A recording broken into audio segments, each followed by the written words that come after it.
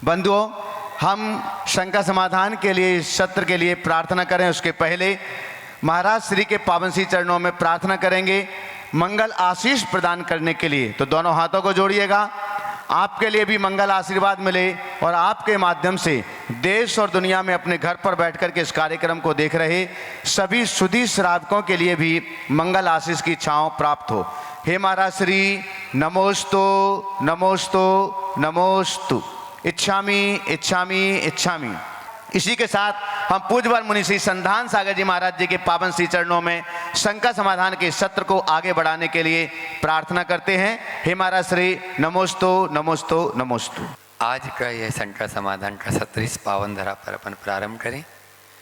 पूज्य महाराज श्री जी चरणों में अजमेर से डुणायतन ट्रस्टी प्रकाश जी पाटनी, राष्ट्रीय उपाध्यक्ष दिगंबर जैन महासमिति अजमेर, वे पूछ रहे हैं गुरुदेव, प्रकाश जी पाटनी अजमेर से आपको नमस्ते करते हुए पूछ रहे हैं, गुरुदेव, वर्तमान परिप्रेक्ष्य में देखा गया है कि संघर्ष के समय कोई साथ नहीं आता है और सफलता के बाद किसी को आमंत्रण नहीं देना पड़ता। गुरुदेव, इंसानों की कैसी फितरत है, क्या कोई संभावना है इसके निवारण की? कृपया शंका का समाधान करके अनुग्रह करें। बहुत अच्छी बात है। संघर्ष के समय कोई साथ नहीं देता और सफलता के बाद किसी को निमंत्रण देना नहीं पड़ता। मैं समझता हूँ यही हमारी सफलता का राज भी है। अगर संघर्ष के समय लोग साथ देने लगे तो हमारा उत्कर्ष नहीं होगा। संघर्ष तो हमें अकेले को करना पड़ेगा और जो जितना संघर्ष करता है उतना वो समर्थ बनता है। संघर्ष में ही उत्कर्ष। एक जगह एक बगीचा था, अनार का बाग था। तो जो वहाँ का देख रेख करने वाला आदमी था, माली था, सब देख रेख करता था। अब मालिक का बेटा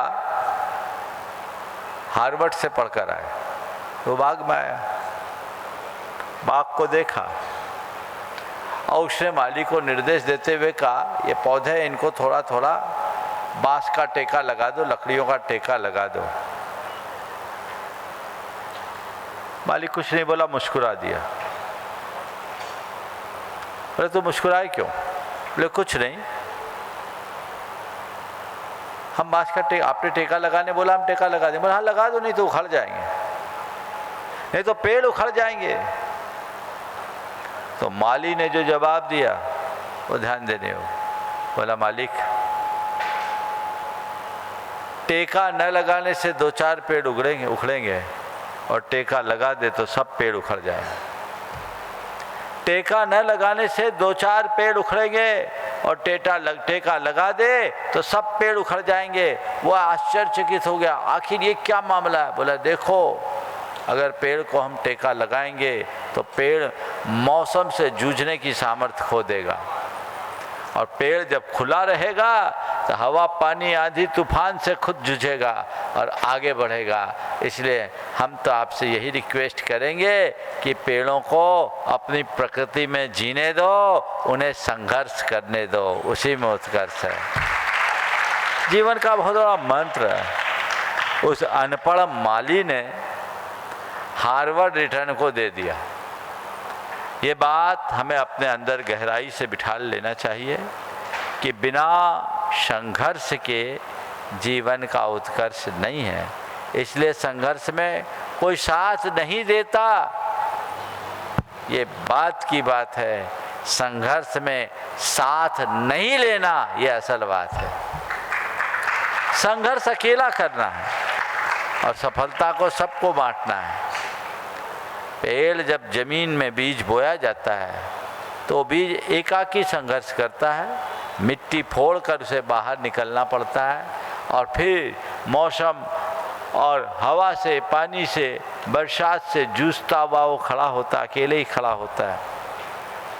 पेड़ बड़ा होता है तो उसे अपनी छाया बांटने के लिए और अपना फल देने के लिए किसी को बुलाने की ज़रूरत नहीं पड़ती।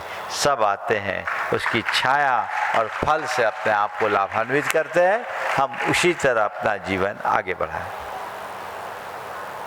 कल नहीं परसों जो डुणायतन के स्तंभ बने थे ऑनलाइन, तरुण सोनाली जी जैन अजमेर निवासी पेरिस पर प्रवासी, उनका एक प्रश्न हो गया था, एक और बचा था।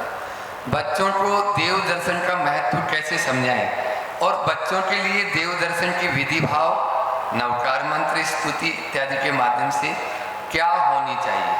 बहुत अच्छा सवाल है। देखिए, देव दर्शन हमारी धार्मिक क्रियाओं का एक महत्वपूर्ण अंग है।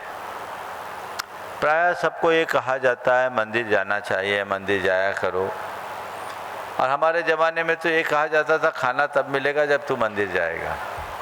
अच्छा है, उससे एक आदत तो बन गई, लेकिन मंदिर जाने का आदेश देने की जगह मंदिर का विज्ञान बताया गया होता और उसे हमारे हृदय में जगह दिया गया होता तो शायद कभी किसी को कहने की ज़रूरत नहीं होती। आज भी हम लोगों को धार्मिक क्रियाएं करने की प्रेरणा देते हैं, लोग उससे प्रेरित होकर जाते भी हैं, लेकिन उसका महत्व और मूल्य बहुत कम लोगों को ही बता पाते हैं। ओम, उसका महत्व और मूल्य बहुत ही कम लोगों को बता पाते हैं। हमें चाहिए कि हम इसके विज्ञान को समझें, इसके पीछे छिपी हुई भावना को समझें। मंदिर क्यों जाते हैं? मंदिर हम जाते हैं अपने मन को अच्छी प्रेरणा देने। मंदिर हमारे जाने का एक ही उद्देश्य है, मन को अच्छी प्रेरणा। हम भगवान के समक्ष जाते हैं तो भगवान से प्रार्थना करते हैं अपने मन को सही दिशा देने की, सही प्रेरणा देने की। जब हम भगवान के समक्ष खड़े होते हैं, हे भगवान, आपका जो स्वरूप है यही मेरा असली स्वरूप है। आप मुझे ऐसी दृष्टि दो, मुझ में ऐसी शक्ति दो, मुझ में ऐसी क्षमता दो कि मैं आपके समान सहज, शांत, निर्भय और निश्चिंत जीवन जी सकूं। मेरे जीवन में पवित्रता हो, मेरा मन निर्मल हो, मेरी चेतना विशुद्ध हो और मैं शांति और सद्भावना के साथ जी सकूं। मुझ में ऐसी श्रद्धा दो कि मैं अपने मार्ग में स्थिर रह सकूं। मैं अपना जीवन सहजता, सरलता और सकारात्मकता के साथ व्यतीत कर सकूं। ये प्रेरणा हमें मंदिर में मिलती है। भगवान को आदर्श बना करके यदि लोग ऐसी प्रेरणा ले तो ये प्रेरणा पूरे दिन काम करती है। अब आप कह सकोगे कि महाराज जी इसके लिए मंदिर जाने की क्या ज़रूरत है, घर बैठे भी तो कर सकते हैं। नहीं कर सकते, क्योंकि जो मनोदशा आपकी घर में होती है, जो मनोदशा मंदिर में होती है, वो मनोदशा घर में नहीं हो सकती। घर घर जैसा है, मनोदशा घर की अलग होती है और मंदिर की अलग होती है। सब काम अलग अलग होता है। एक बार एक डॉक्टर बंधु थे, उनसे किसी ने कहा कि मंदिर जाया करो। मेरे पास आया, मैंने कहा भाई लोग बोल रहे सही बोल रहे। बोला महाराज जी क्यों जाऊँ, हम तो घर में ही सब कर लेते हैं। मैंने कहा ठीक है, आप डॉक्टर हो? बोले हाँ डॉक्टर हैं। सर्जन थे। हमने कहा पेशेंट देखते हो? बोले देखता हूँ। कहाँ देखते हो? बोले ओपीडी है। बोले सर्जरी भी करते होगे? बोले हाँ करता हूँ। कहाँ करते हो? जहाँ देखते हो वहीं करते हो? बोले नहीं नहीं महाराज, उसके लिए हम ओटी बनाए हुए हैं, ऑपरेशन थिएटर में ऑपरेशन होता है महाराज, सबको स्टेलाइज करना पड़ता है। बोले क्यों? महाराज जी इन्फेक्शन के चांसेस होते हैं। तो मैंने कहा भाई जो डॉक्टर ओपीडी में वही डॉक्टर ओटी में, लेकिन ओपीडी का काम ओपीडी में होता है और ओटी का काम ओटी में होता है, दोनों काम अलग अलग होता है। तो जो व्यक्ति घर में वही व्यक्ति मंदिर में, पर घर में घर का काम और मंदिर में मंदिर का काम। घर में 100 प्रकार के इन्फेक्शन है। काय का इन्फेक्शन है? बच्चों की रोने का इन्फेक्शन, टीबी की स्वरलहरी का इन्फेक्शन, सब्जियों की छौंक का इन्फेक्शन, एक दूसरे से लड़ने झगड़ने का इन्फेक्शन, एक दूसरे से बातें करने का इन्फेक्शन। तुम्हारा चित्त विचलित हो जाएगा। अब भगवान के दरबार में जब जाओगे तो सीधे भगवान से अपना संवाद बना पाओगे। ये संवाद तुम्हें एक अलग स्थिरता देगा, तुम्हारे हृदय में वैसी विशुद्धि देगा, वैसी भावना देगा। वो स्थान जिसका जो स्थान है उसको वही लाभ मिलता है। घर में नाना प्रकार की नकारात्मकताएं होती है, लेकिन मंदिर में जो आता है सकारात्मकता से भर के आता है और मंत्रोच्चार पूर्वक सकारात्मकता छोड़ के जाता है। तो वो सकारात्मकता जो मंदिर से मिलेगी वो कहीं नहीं मिलेगी।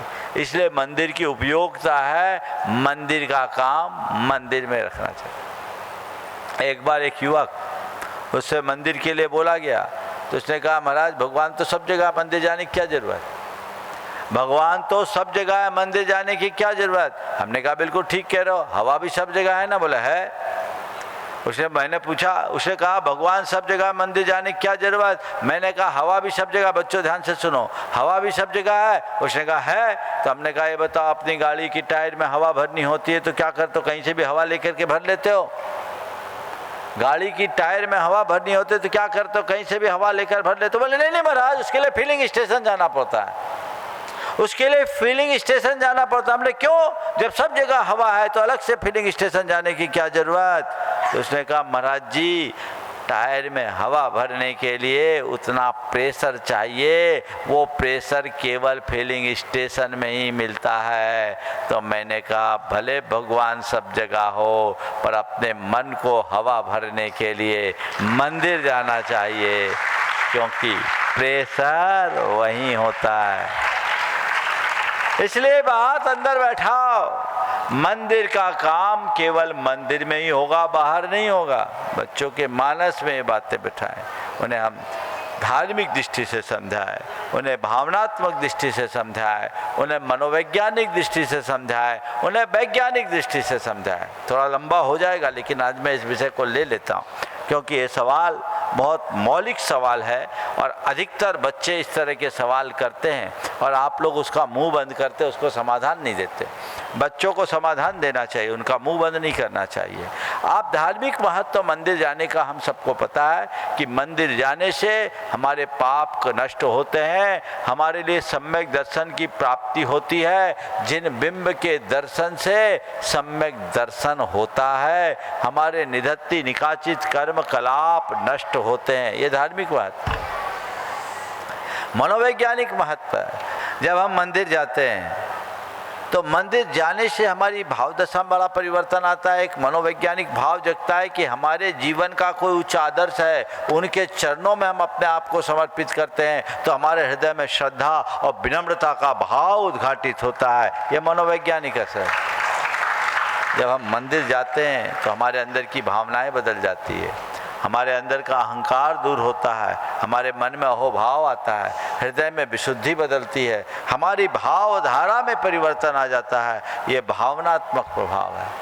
और मंदिर जाने का वैज्ञानिक प्रभाव क्या है, तो वैज्ञानिक प्रभाव मंदिर जाने का ये है कि वहाँ सब तरह की सकारात्मकता होने से हमारे मस्तिष्क की अल्फा तरंग एक्टिव हो जाती है और जब अल्फा तरंग सक्रिय हो जाती है तो उससे हमारे मन में अलग अलग प्रकार के आनंद और प्रसन्नता की अनुभूति होती है। वैज्ञानिकता है। तो जिसका जो प्रभाव है हमें उस तरीके से देखना चाहिए। हम धार्मिक दृष्टि से देखें, हम मनोवैज्ञानिक दृष्टि से देखें, हम भावनात्मक दृष्टि से देखें, हम उसे वैज्ञानिक दृष्टि से देखें और आध्यात्मिक दृष्टि से देख लो तो भेद विज्ञान का कारण होता है। हम भगवान के स्वरूप को देखते हैं तो यही मेरे जीवन का असली रूप है, ये मेरे जीवन की सच्चाई है, यही सार है, बाकी सब बेकार। ये समझ जीवन की एक बहुत बड़ी उपलब्धि है। ओम, इसी को भेद विज्ञान बोलते हैं। तो ये मंदिर जाने का औचित है और उसी दृष्टिकोण से हम मंदिर जाने का प्रयास करें, खुद को वैसे भरे और मंदिर जाए। समझ गए? तो फर्क पड़ता है। इन सब चीज़ों का हमारे मनोभावों पर व्यापक असर पड़ता है। आज ऑनलाइन वालों को इतने में संतुष्ट करते हैं और अभी चलते हैं अपने विद्या प्रमाण गुरुकुलम के बच्चों के लिए। वत्स जैन सीटर जी से अपने बीच में विद्या प्रमाण गुरुकुलम के छात्र। महाराज जी के चरणों में नमोस्तु नमोस्तु नमोस्तु। छुल्लक जी महाराज जी के चरणों में इच्छामी। महाराज श्री, मेरा प्रश्न यह है कि मैंने अभी तक भूल से जिसने भी पाप किए होंगे तो मुझे ऐसा क्या करना चाहिए जिससे मैं अपने पापों से मुक्त हो सकूं? बहुत अच्छा भाव, बहुत अच्छा भाव। भूल से किए गए पापों से मुक्त होने के लिए क्या करें? सबसे पहले इसका प्रतिक्रमण करो। प्रतिक्रमण क्या है? पहले स्वीकारो कि मुझसे पाप हुए और मन ही मन इस बात को बैठाओ कि हे भगवान, मेरे द्वारा किया गया यह पाप मिथ्या हुए, अब मैं इस पापों की पुनरावृत्ति नहीं करूँ। मन में पश्चाताप का भाव आए, समझ गए। और सब पापों को एक तटस्थ भाव से देखो, सहज रूप से, कि मैंने ये किया, हे भगवान मैंने अज्ञान दशा में किया, मैंने भयवश किया, मैंने लालचवश किया, मैंने अहंकार वश किया, मैंने क्रोध में आकर किया। हे भगवान आज मेरे हृदय में इन पापों के प्रति घोर पश्चाताप है, मैं अपने पापों की निंदा करता हूँ और आपके चरणों में उन्हें छोड़ता हूँ। हे प्रभु मुझ में ऐसी शक्ति और श्रद्धा भरो कि मैं इन पापों से बच सकूं और मेरे सारे पाप साफ हो। ये भावना भाव, ये प्रतिक्रमण है, इससे पाप बहुत अंशों में नष्ट हो जाते हैं, पर तभी जब उनकी दोबारा दोहराने से हम बच जाएं। अगर ये भी करते रहो और दोहराते रहो तो और गाढ़ा होगा, इसलिए दोहराना नहीं है, ठीक है ना। नमोस्तु महाराज श्री। हितेश जैन विद्या प्रमाण गुरुकुलम अपना प्रश्न करें। महाराज जी के चरणों में त्रेवा नमोस्तु नमोस्तु नमोस्तु। क्षुल्लक महाराज जी के चरणों में बारंबार इच्छामी इच्छामी इच्छामी। महाराज जी मेरा प्रश्न ये है कि हम लोग कहीं तीर्थ यात्रा पे जाते हैं तो अभिषेक कर पाते हैं और पूजा नहीं कर पाते हैं समय होने पर। क्या? तो अभिषेक कर पाते हैं और समय ना होने पर पूजा नहीं कर पाते हैं, तो हम पूजा कर पाएँ इसलिए हम थोड़ा छोटे में क्या पढ़ सकते हैं जिससे हम। बिल्कुल देखो, अभिषेक करो, पूजन भी करो, ठीक है। लेकिन यदि पूजा नहीं कर पाते, समय का अभाव है, जैसे तुम बच्चे हो, अभी रोज़ तुम लोग पूजन नहीं कर पाते, अभिषेक करते हो, पर कोशिश करो अभिषेक की पूरी क्रियाएं करो, थोड़ा जल्दी आओ। आप मंगलाष्टक से अभिषेक में शामिल होने का प्रयास करना चाहिए, पूरा अभिषेक का पाठ अपने मुख से होना चाहिए। और व्यवस्था करने वाले को ऐसा करना चाहिए कि इन बच्चों की व्यस्तता को देखते हुए 15 मिनट में पूरा अभिषेक का कार्य संपन्न हो जाए, ठीक है ना। तो वो व्यवस्था टाइम से आओ, कोई भी क्रिया छूटे नहीं। अंत में जो अर्घ चढ़ाते हैं ना, अर्घ भी पूजा है। क्या है? अर्घ भी पूजा है। और पूरे अष्टद्रव्य से पूजा करना है तो मुनि महाराज की चौके में पूजा देखिए, महाराज जी की चौके में पूजा होती कि नहीं होती? बिना पूजा के महाराज को आहार देते हो क्या? पर कैसी पूजा होती है? शॉर्ट वाली पूजा।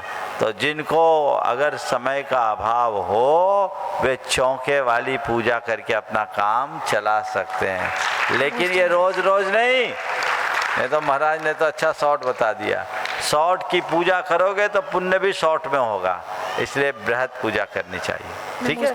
पार्वती जैन शाहपुर से अपने बीच में। मेरे और मेरे परिवार के ओर से नमोस्तु नमोस्तु नमोस्तु। और क्षुल्लक जी के चरणों में इच्छामी इच्छामी। मेरा प्रश्न है कि मैं एक प्राइवेट स्कूल से हूँ जिसका वातावरण अच्छा नहीं रहता है और उसके कारण मैं ध्यानपूर्वक से नहीं पढ़ पाता हूँ और चिड़चिड़ा मन हो जाता है। मैंने विद्या प्रमाण गुरुकुलम में परीक्षा दी थी पर मैं इंटरव्यू में सफल नहीं हो पाया हूँ। महाराज जी मैं क्या करूँ जिससे मैं विद्या प्रमाण गुरुकुलम में एडमिशन हो जाए। मैं रोज़ अभिषेक करने जाता हूँ, वह पाठशाला भी जाता हूँ। बहुत अच्छी है। अब अगले साल फिर से मेहनत करना और रोज भावना भाव कि मेरा गुरुकुलम में प्रवेश हो जाए, ठीक है। नमोस्तु महाराज जी। से अपने बीच में वे अपना प्रश्न करें।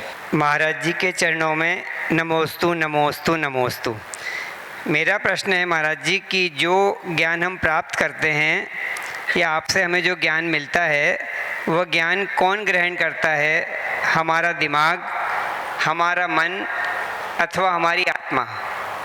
बहुत अच्छा सवाल है। ज्ञान को कौन ग्रहण करता है? देखिए, ज्ञान को ग्रहण करने वाला तो चेतन आत्मा ही है। ये जड़ ज्ञान ग्रहण नहीं करता, कदाचित कर भी ले तो संवेदन नहीं कर सकता। आज के समय में आप गूगल में जो डालो सब हो जाता है, वो ग्रहण कर लिया, पर वो कलेक्शन है, सूचनाओं का संग्रह। तो हम जो ज्ञान पाते हैं वो 3 स्तर पर होता है। एक बुद्धि के स्तर पर, एक मन के स्तर पर और एक हृदय या अंतस चेतना के स्तर पर। बुद्धि के स्तर पर जो हम जानते हैं वह केवल हमारे लिए सूचना की भांति होता है। बहुत सारी चीज़ें इन्फॉर्मेशन होती है, मिलती है, हम लोग उनको सुनते हैं और सुन के रह जाते हैं। सूचनाओं का संग्रह होता है, चलिए हम उससे कोई फर्क नहीं।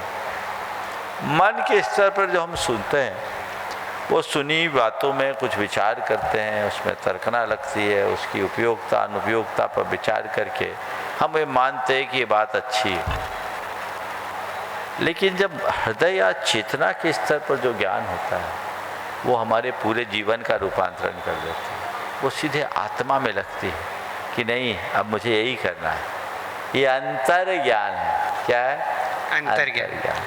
तो शब्द ज्ञान बौद्धिक स्तर पर होता है, आत्मज्ञान आत्मिक स्तर पर होता है। बौद्धिक स्तर पर ज्ञान वैचारिक तर्कों तक उलझाता है, वो मानसिक स्तर का ज्ञान है। जितना भी तर्क वितर्क प्राप्त ज्ञानों का विश्लेषण हम मन के आधार पर करते हैं, पर ज्ञान का अनुभव आत्मा के स्तर पर होता है। ऐसे ऐसा देखें। नमस्ते गुरुवार। नमस्ते गुरुवार। हाँ, धवल नीलेश जी बनोरे अमरावती से अपने बीच में, और अनिमेश जी गोमिया तैयार रहेंगे। महाराज जी के चरणों में त्रिबार नमोस्तु नमोस्तु नमोस्तु नमोस्तु। महाराज जी, मेरा प्रश्न ये है कि महाराज जी पहले के समय में स्टडी के लिए मतलब रिसोर्सेज की कमी हुआ करती थी, रिसोर्सेज की कमी हुआ करती थी। लेकिन अब महाराज जी जब से इंटरनेट आया है तब से एक्सेस ऑफ रिसोर्सेज हो चुके हैं, और पेरेंट्स भी ऐसे हैं कि अपने को तुरंत वो चीज़ मिल जाती है। तो महाराज जी, ये एक्सेस ऑफ रिसोर्सेज को अपन कैसे मैनेज करें कि उसका सही रिजल्ट मिले, और तुरंत चीज़ मिलने के कारण उस चीज़ की वैल्यू नहीं रही है महाराज जी, उस चीज़ के कारण रिजल्ट पे इफेक्ट होता है। तो ऐसे क्या करें कि ये सब चीज़ें सॉल्व हो जाए महाराज जी? देखो, इस विषय में तो कल सुबह का प्रवचन है। कल आधुनिक युग की चुनौतियां और भावना योग, इस संदर्भ में मैं आप सबसे बात करूंगा। ये एक बहुत बड़ी समस्या है। इस मकड़ जाल से अपने आप को निकालना। अभी संक्षेप में मैं इतना कहूँगा कि व्यक्ति को औचित्य का ज्ञान रखना चाहिए। मेरे लिए क्या उचित है और क्या अनुचित है, इस बात को हम ध्यान में रख कर के चलते हैं तो हमारे जीवन में कभी कोई गलत बात नहीं होती। और उचित अनुचित का जब बोध नहीं होता, विवेक नहीं होता, तो चीज़ें हमसे छूट जाती हैं। तो हम समझे, हमारे पास इन्फॉर्मेशन है, रिसोर्स है, लेकिन एक बात हमेशा ध्यान रखना, एक पेड़ है, पौधा है, जब हम उसे गमले में लगाते हैं तो रोज पानी डालना पड़ता है। गमले के पौधे को रोज पानी डालना पड़ता है, पर वो पौधा 2-4 फीट से ज़्यादा ऊंचा नहीं होता। पर जंगल के पौधे को कोई पानी नहीं डालता और वो पौधा आसमान छूता है। बाहर के रिसोर्स से अगर ग्रोथ करोगे तो वो छोटी होगी, और खुद के एफर्ट से अगर बढ़ोगे तो आसमान छूओगे। ये समझ अपने अंदर होनी चाहिए। जब हम अपने चिंतन को, हर चीज को कहो कि हम तो एआई के थ्रू समाधान ले लें, तो तुम्हारा दिमाग एआई का आदी हो जाएगा। तो तुम ऐसे एडिक्ट हो जाओगे कि तुम्हें रोटी भी खाना है तो एआई से पूछोगे आज क्या खाऊं। तुम्हारी अपनी चॉइस खत्म हो जाएगी। मैंने सुना है आजकल ऐसा होना भी लगा कि क्या बनाऊं और क्या खाऊं ये भी परामर्श लेने लगे। लेकिन ने मुझसे कहा कि महाराज जी, मजाक मजाक में ही कहा उसने कि महाराज जी मेरे सामने प्रयोग करके देखा।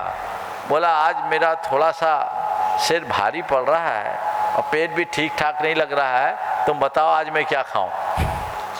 उसने बता दिया। तो अब ये क्या होगा? एआई है मेरे सामने। बोला महाराज जी देखो एआई का कमाल दिखाता हूँ। मैं भी थोड़ा भौचक रह गया। हमने कहा ये सब आदमी की अपनी प्रतिभा को, उसके अंदर की प्रज्ञा को लील जाएगी। एक अनुभव की बात बोलता, जब तक आप लोगों के हाथ में मोबाइल नहीं था, हर आदमी को 200-400 आदमी के नंबर याद रहते थे। आज की कहानी है कि आपको अपने खुद का नंबर पता नहीं। पता है क्या? एक बार ऐसा हुआ, एक का मोबाइल खो गया। मोबाइल खो गया तो बोला भाई देखो अगर कहीं होगा तो रिंग करवाओ। बोले महाराज हमें नंबर ही पता नहीं। खुद का नंबर पता नहीं है। हमारी बुद्धि की यही सबसे बड़ी विडंबना है कि जब वह पराश्रित हो जाती है तो उस पर ही वो जकड़ जाती है। तो हमें अपनी मेधा और मनीषा को विकसित करना है, उससे अप्रभावित रखना है। उन चीज़ों का उतना ही उपयोग करो जितना ज़रूरी है। शॉर्टकट में सब शॉर्ट हो जाता है, इसको कभी ना भूलो। अनिमेश जी गोमिया अपना प्रश्न करें। और महाराज श्री के चरणों में मेरा और मेरे परिवार की ओर से नमोस्तु नमोस्तु नमोस्तु। क्षुल्लक जी के चरणों में इच्छामि इच्छामि इच्छामि। महाराज जी मेरा प्रश्न ये है कि कहते हैं कैद करने का सबसे बढ़िया तरीका है लोगों को आज़ादी की भ्रम में रखना। कैद करने का सबसे बढ़िया तरीका है लोगों को आज़ादी की भ्रम में रखना। तो महाराज जी आजकल हम लोग देख रहे हैं कि जितने भी बड़ी बड़ी कंपनीज़ है वो लोगों को फाइनेंशियल फ्रीडम का भ्रम दे करके उन्हें कैद में रख रही है। तो महाराज जी हम इन सब चीज़ों से कैसे बचें? बहुत अच्छी बात है। कैद करने का सबसे सरल तरीका है लोगों को आज़ादी के भ्रम में रखना। यही आज के समय की बस विडंबना है। जब तक लोग अपनी निजता को सुरक्षित नहीं रखेंगे तब तक वो आज़ादी का अनुभव नहीं कर पाएंगे। आज के समय में सबसे बड़ी विडंबना ये है कि हर मनुष्य भौतिक आकांक्षाओं की मृग मरीचिका में इस तरीके से उलझ गया है कि उसने अपनी निजता को खो दिया। उसे ये पता ही नहीं कि मैं हूँ कौन और मेरा उद्देश्य क्या होना चाहिए। तो फिर ऐसे व्यक्ति से सामने वाला थोड़ा बहुत लोभ लालच देकर कुछ भी करा देता है। फ्रीडम है फाइनेंशियल, पर लोगों को ये सोचना चाहिए केवल फाइनेंशियल फ्रीडम हमारे फ्रीडम का मार्ग नहीं है। फाइनेंशियल फ्रीडम देने के बाद वर्किंग आवर का कितना बड़ा बोझ आपके ऊपर लाद दिया, स्ट्रेस कितना बढ़ गया, कार्यभार कितना लाद दिया। तो वो तो आपको फाइनेंशियल फ्रीडम नहीं दिया, पैसों के बल पर गुलाम बना दिया। समझ तो रखो कि ये तुम्हें फ्रीडम दे रहा है, ये तुम्हें कैद कर रहा है, गुलाम बना रहा है। एक बात सदैव ध्यान रखना, जहां भी आसानी से अगर पैसा आ रहा है तो समझ लेना इसके पीछे हमारी गुलामी है। कोई ना कोई कमजोरी, कोई ना कोई पाप, कोई ना कोई अनर्थ है, और वो व्यक्ति लालच का गुलाम तो पहले ही से बना हुआ है। इसलिए राइट डायरेक्शन में चले ताकि जीवन को बेहतर बना सके। नमोस्तु महाराज श्री। नमोस्तु। हाँ बोले जल्दी जी। और उसके बाद में महावीर जी सिंगई रोज रह जाते हैं अपनी पूरी टीम के साथ में। विद्या प्रमाण गुरुकुल पूरी टीम, डी के जैन साहब, राजेश जी पारस जी यहाँ हैं, सुबोध जी नगर निगम भी हैं, राकेश जी लुआड़े भी, जो अहरनिश लगे रहते हैं। सभी लोग एक साथ हो जाए। हाँ बोलो मयंक जी। महाराज श्री के चरणों में त्रिवार नमोस्तु। क्षुल्लक जी को इच्छामि। महाराज श्री मेरा प्रश्न है कि भाग्य और पुरुषार्थ में भाग्य को पहले रखें या पुरुषार्थ को? कई बार इसका उत्तर दे दिया, जिसका नंबर आ जाए उसको रखो। चलो आगे महावीर जी। राकेश जी से महावीर इंजीनियर महावीर जी सिंगई जी तक माइक पहुंचाए, और उनके साथ में दीप जैन जी भी अपने बीच में हैं। एक बार जोरदार आप लोगों की तालियां, बच्चों जोरदार ताली बजाओ। ये लोग वे लोग हैं जो अहरनिश गुरु सेवा में और यहाँ पूरे चातुर्मास को बहुत अच्छे संपन्न करा रहे हैं। अपना प्रश्न करें और मैं आवाज दूंगा जो आज गुरुकुलम मित्र से जुड़े हैं, प्रदीप कुमार जी जैन, दानिश कुंज जी पूरे परिवार के साथ में। भोपाल शहर के कोलाहल से दूर सुरम सुरभ वातावरण में निर्मित विद्या प्रमाण गुरुकुलम के बच्चों के सपनों को साकार करने वाले और आचार्य भगवान के सपनों को साकार करने वाले हम सभी के आराध्य गुरुदेव पूरे देश से जब चातुर्मास के लिए निवेदन कर रहे थे, लेकिन आपने विद्या प्रमाण गुरुकुलम को चुना। निश्चित ही इन बच्चों का सपना साकार होगा, और आपकी ये तपस्या जो सोमवार के दिन आपका जो मौन व्रत रहता है, उससे हम सबको बहुत एनर्जी मिलती है। गुरुदेव एक शंका है ये शब्द जो है बार बार आता है हमारे दिमाग में कि बेचारा शब्द, ये बेचारा शब्द जो है हमेशा परेशान कर रहा है हम लोगों को। जब भी शादी के घोड़े पे कोई बैठता है तो उसको कहा जाता है कि बेचारा फंस गया। शादी के बाद भी कहा जाता है कि बेचारे का जीवन क्या चल रहा है। तो ये बेचारा क्या लाचारा है, निकम्मा है, कार्य करने योग्य नहीं है, ये क्या है बेचारा? और ये हम पुरुषों को बड़ी प्रताड़ना दे रहा है बेचारा शब्द। इसके लिए शंका समाधान करें गुरुदेव। देखिए, बेचारा का सीधा अर्थ है जिसके पास कोई चारा नहीं, वो बेचारा है ना। अब कोई उपाय नहीं, निरुपाय। बेचारा कहो, लाचार यानी मजबूर, निरुपाय, बेचार। अब आप कह रहे बेचारा फंस गया, ये तो अनुभव है, लेकिन इसके बाद भी लोग फंसने को ही राजी रहते हैं। अब मैं क्या कहूँ, जिनको बेचारा बनने में ही आनंद होता है उनको चारा पसंद नहीं आता, समझ गए? इसलिए मार्ग है, मार्ग के अनुकूल अपना जीवन बनाएं जिससे जीवन को बेहतर बनाया जा सके। नमोस्तु भगवान। एक बार जोरदार अपने बीच में लाल जाटी से सुनील जी। सुबोध नगर निगम पूछ लो। हाँ, नमोस्तु महाराज जी, इच्छामी झुल्लक जी। महाराज जी, प्रश्न ये है कि जो आंसू हैं, वो आंसू तो स्वाभाविक हैं, वास्तविकता रहती है, परंतु जो मुस्कान है वो उसमें अभिनय करना पड़ता है, ऐसा क्यों? आजकल तो आंसू के लिए भी लोग अभिनय करने लगे। मैंने देखा एक आदमी आंखों में अमृतांजन लगा रहा है। बोले क्या हो गया? बोले सासू मर गई, रोना तो पड़ेगा। तो ये चीज़ें है। दरअसल अभिनय की ज़रूरत तब होती है जब वास्तविकता हमारे हाथ से निकल जाती। जो यथार्थ को समझता है वो अभिनय में नहीं, सच्चाई में जीता। नमोस्तु नमोस्तु। हाँ, प्रदीप कुमार जी जैन अपने पूरे परिवार, रेखा जी जैन पूरे परिवार के साथ में दानिश खुन से रूप में भी जुड़े। नमोस्तु महाराज जी, नमोस्तु। मेरा सवाल ये है महाराज जी, महाराज से कि अब मोर है ना, कीड़े मकोड़े खाता है, फिर भी अपन उसके पंख यूज करते हैं पीछे बनाने के लिए, क्यों? बिल्कुल ठीक कह रही है। मोर कीड़े मकोड़े खाता है, पंख हम लोग लेते हैं। इसके पीछे दो मौलिक कारण। सबसे पहला कारण तो ये है कि मोर अपने इतने सुंदर पंखों को भी खुद त्याग देता है। ये अपरिग्रह का आदर्श, खुद छोड़ता है। और दूसरी बात, मोर तो पंख को छोड़ता है, पंख कुछ भी नहीं पकड़ता।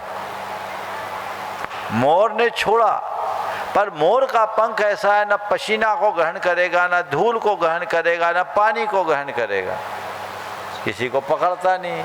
तो जो छोड़ना ये भी अपरिग्रह है, और न पकड़ना ये भी अपरिग्रह है। तो जो छोड़े वो भी अपरिग्रह, न पकड़े वो भी अपरिग्रह, तो जिसके हाथ में आए वो भी अपरिग्रह है। तो अपरिग्रही के हाथ में वही आता है जो अपरिग्रह की प्रेरणा देता है। ऐसा सवाल। नमोस्तु नमोस्तु। नमोस्तु महाराज। ऋषभ जी कोतवाली, पूर्व अध्यक्ष पोरवाल समाज, और सुनील जी पब्लिशर। महाराज जी नमोस्तु।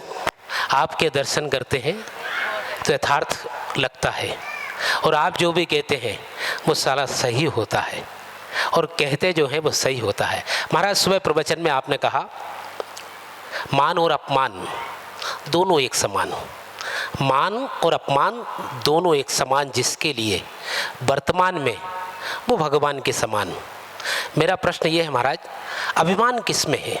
पद में, पैसे में, प्रतिष्ठा में, या प्रतिभा में, या इनके माध्यम से आता है महाराज? तो महाराज साथ तो देता है पर पास नहीं आता। महाराज इससे बचें कैसे?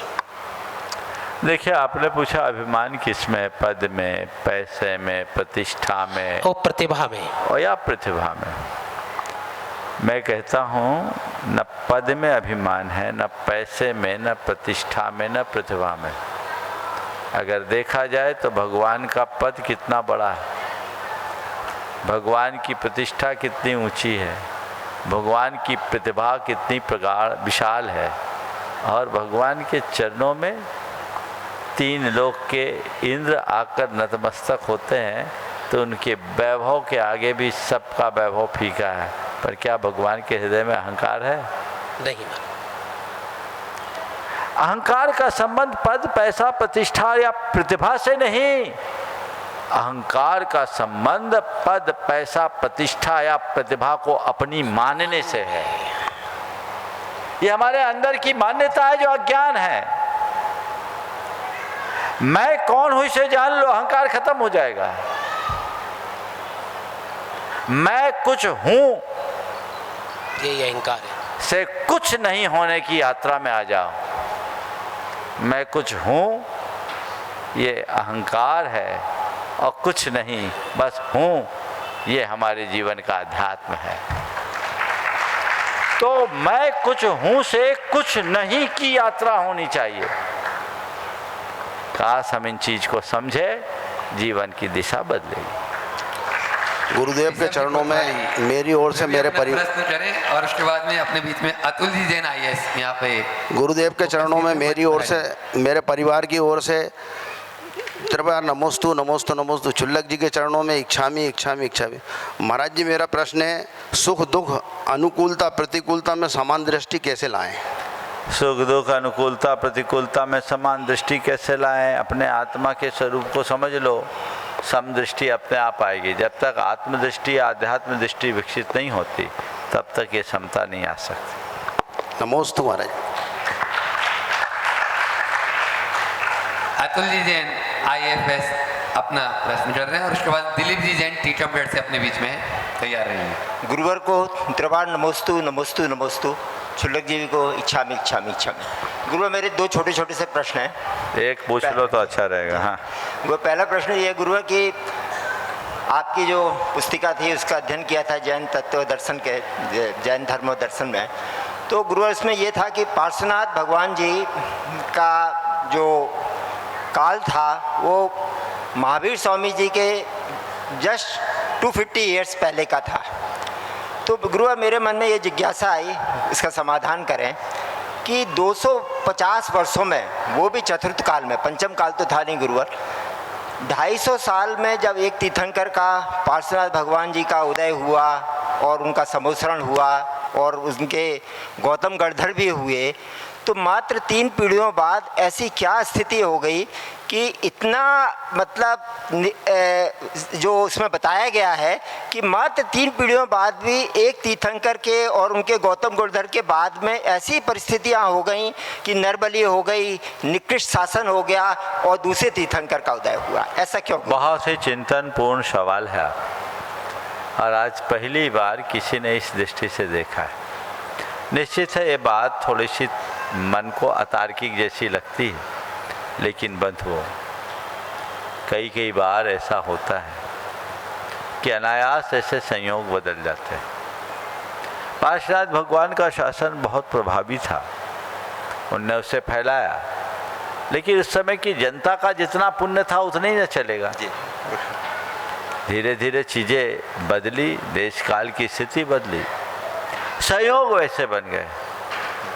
मैं तो ये कहता हूँ कि पार्श्वनाथ के निर्वाण के उपरांत इतने अल्पावधि में ये सब कुछ नष्ट कैसे हो गया, चीज़ें कैसे बदल गई, इसमें दिमाग लगाने की जगह चीज़ें बदली, उसके पहले चीज़ों को बदलने वाला प्रकट हो गया, इसमें दिमाग लगा।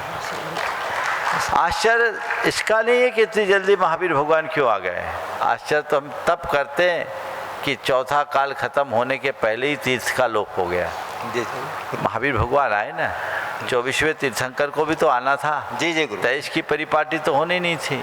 तो सब संयोग के अनुरूप भवितव्यता बनती है, या भवितव्यता के अनुरूप संयोग बन जाते हैं, ऐसा समझ लें। गुरु, दूसरा प्रश्न छोटा सा है कल के लिए। नमस्ते गुरु। दिलीप जी टीकमगढ़ भी अपना प्रश्न करें। महाराज श्री के चरणों में बारंबार नमोस्तु, क्षुल्लक जी के चरणों में इच्छामी। महाराज जी, मेरा प्रश्न ये है कि कुछ लोग, हम 25-30 लोग मंदिर में प्रतिदिन पूजा अभिषेक करते हैं, और उनमें से कोई अगर एक व्यक्ति गर्भगृह में जाकर पूजा अलग से करे तो उसमें क्या उचित है या अनुचित है? ऐसा करना चाहिए कि नहीं करना चाहिए? पूछो भैया, तुम अलग से कर रहे हो या उचित है या अनुचित? सामूहिक कार्यक्रम में सामूहिक करना चाहिए, और यदि किसी को सामूहिक करने की इच्छा नहीं है तो सामूहिक कार्यक्रम के समय को टाल के करे, ताकि न उन्हें विकल्प हो न सामने वाले को। समय हो गया, यहीं पर विराम। बोलिए परम पूज्य आचार्य गुरुवर श्री विद्यासागर महाराज।